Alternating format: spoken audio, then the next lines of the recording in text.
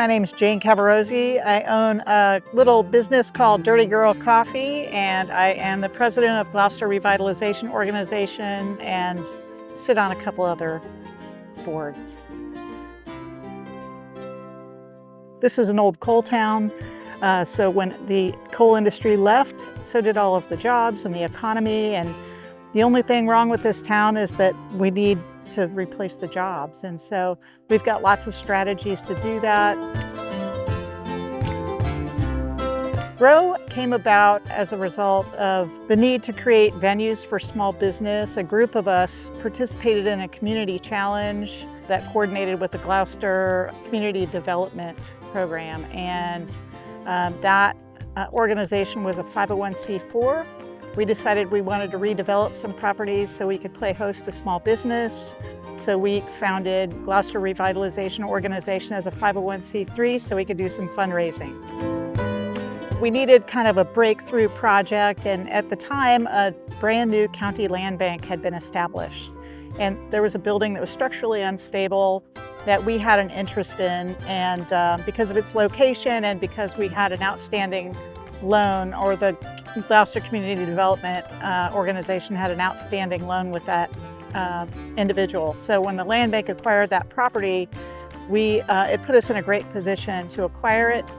We acquired that property and built a small park called Sedalia Crossing Park.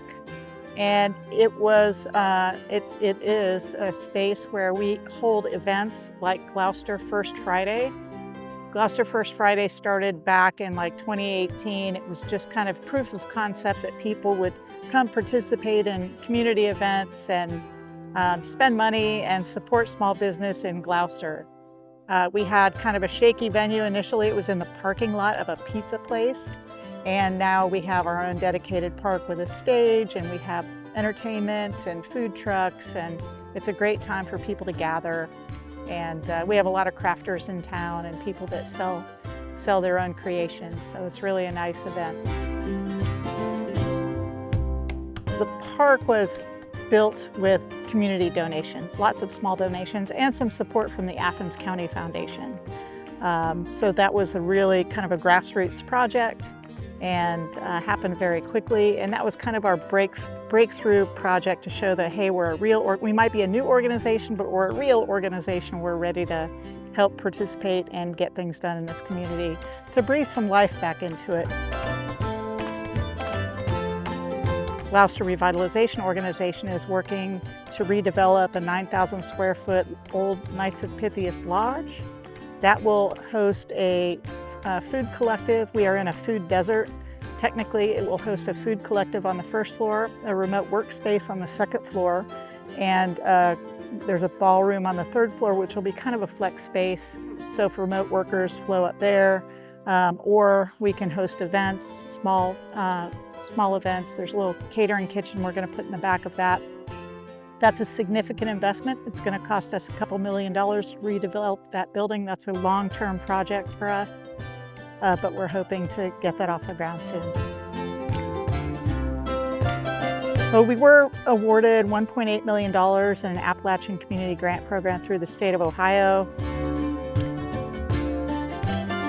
You know, I think as a new organization, people are wary of change. So as we built the park, that was a big change. There was a building there called the Wonder Bar, and it was a beloved building for all of us. Unfortunately, the prior owner had stripped out some structural membranes, so the building was coming down whether the land bank did it or Mother Nature did it. And but it was an emotional thing for a lot of community members. That bar held a lot of very fond memories for a lot of people, and so that was sad. So there were bumps like that. Change is difficult. Change can be uncomfortable. I think now that the park has been built, and we've got lots of community participation and events at that park, the will has really shifted. And what's neat is we've put about $250,000 into the Knights of Pythias building in the form of tuck pointing and painting, new roof, new windows. Looks really pretty, but just that act of making that building beautiful, and it really is a striking building. I hope you get pictures of it. has really spread, and you see other businesses painting their exteriors and sprucing up their properties, and it's kind of like this connective tissue where everyone's kind of trying to fix things up, and it's nice. It spreads. It's contagious. You know, it depends on the town and what their challenge is. Our challenge is we needed to rebuild an economy, so we took an approach of providing venues for small business or creating an environment for which we could do that. We have a lot of help with outside partners like foundations and the county land bank, but if you can kind of be very collaborative, get the people that do the thing well into your midst, right? So if it's a foundation and they can fund small improvements, get involved with that foundation. If it's the county and they have money for redevelopment, get involved with the county, the state, whatever. Just be collaborative, be open-minded. Any improvement is an improvement. So don't necessarily die on a hill because it's not exactly what you want. But just try to get that forward momentum and understand it's hard and it takes time. It's not going to happen in a year or 2 years or 3 years. You have to play the long game, be very dedicated to each incremental move, and sometimes it's painful.